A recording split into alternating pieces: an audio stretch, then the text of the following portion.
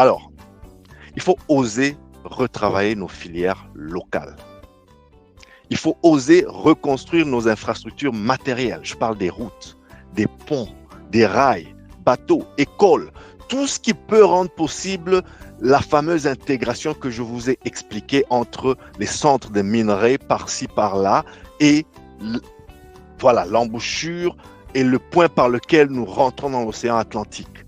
Tout ça, c'est des plans infrastructurels qui doivent être développés. Nous avons déjà un boulevard naturel qui est le fleuve Congo, navigable, pas entièrement, mais navigable sur de très longs tronçons.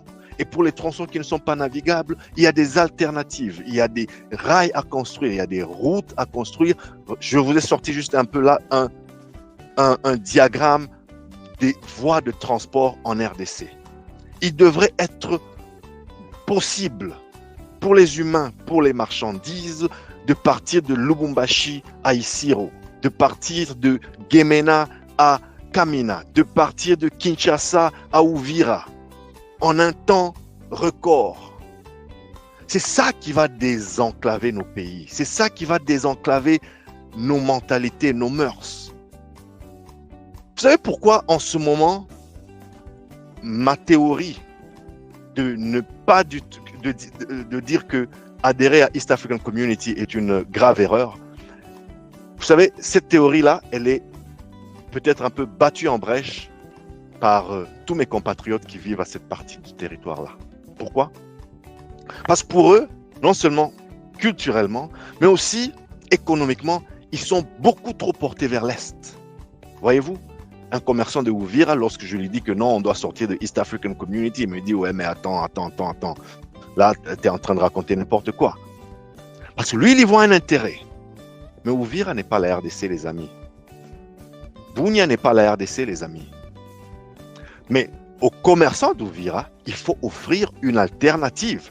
Vous pensez que si notre pays doit s'organiser à lui tout seul, avec éventuellement la coopération, la collaboration des autres, mais d'abord se prendre au sérieux lui tout seul. Si vous donnez des débouchés aux commerçants d'Uvira qui peuvent facilement se déplacer sur Kisangani et faire des affaires dans son pays, avec tous les avantages que faire des affaires à l'intérieur d'un pays peuvent impliquer, c'est-à-dire avec une fiscalité avantageuse, avec des voies de transport, avec des subventions gouvernementales qui ne s'appliqueraient pas lorsque vous allez acheter ou vendre en dehors du pays. Lorsque je suis à Puerto, lorsque je suis lorsque je suis à Goma, je devrais être en mesure d'écouler ma marchandise sur Mbujimaï, tranquille. Je devrais être en mesure d'aller chercher des clients à Kinshasa sans devoir payer des grands billets d'avion qui érodent toute ma marge bénéficiaire. Il faut construire ces infrastructures de transport notamment, ces infrastructures, mais alors urgemment. C'est pas un choix, c'est pas une affaire de ok, on va voir quand il y aura un peu. Non, c'est vraiment une construction martiale où on se donne un quinquennat, on se donne 5 ans pour dire on va désenclaver la RDC. Au-delà de tous les slogans, tant que le Congo n'est pas désenclavé, n'allez pas expliquer à l'homme d'affaires de Bunia que c'est mieux de faire des affaires au Congo plutôt que de faire des affaires en Ouganda. Même si vous lui expliquez qu'après l'Ouganda nous attaque, il vous dira, écoutez, moi j'ai des bouches à nourrir, j'ai un commerce à tenir. Donnons-lui des alternatives dans son pays. Celui qui est à Gemena ne devrait pas, comme par réflexe naturel, toujours se tourner vers la Centrafrique. Il devait très facilement dire, voilà, j'ai de la clientèle à Lubumbashi, j'ai de la clientèle à Bukama, j'ai de la clientèle à Kolwezi, j'ai des fournisseurs par là. Lorsque je passe commande, la marchandise m'arrive dans 2 jours, dans 48 heures, parce que le pays est immense, certes. Mais il devrait y avoir ces voies de communication qui permettent un commerce. Mais au-delà des infrastructures matérielles, il faut aussi développer les infrastructures intellectuelles, c'est-à-dire le contenu et la manière d'apprendre dans les écoles que nous aurons construites.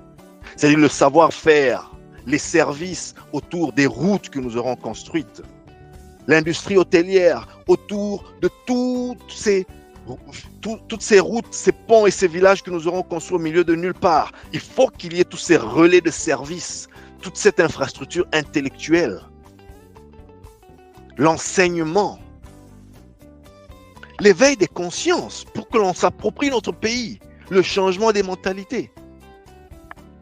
Et là, j'espère que cette chaîne y participe à sa modeste mesure, les amis. J'espère que vous l'appréciez.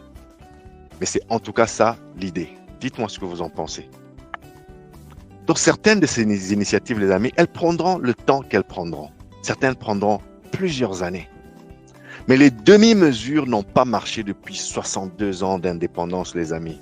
Il est donc temps d'essayer autre chose. Mais alors, franchement, mais alors, de le faire de tout cœur. Désenclaver notre pays n'est plus une option. C'est une affaire de vie ou de mort, les amis. Les autorités qui m'écoutent. Au cas, je vous souhaite de prendre soin de vous. Que Dieu bénisse la RDC. Commentez, partagez, retrouvez-moi sur les réseaux sociaux pour continuer la discussion et pour ensemble éclairer les masses, les informer du progrès, les outiller pour la concurrence. À bientôt pour d'autres discussions et d'ici là, prenez soin de vous et des vôtres. Chap chap.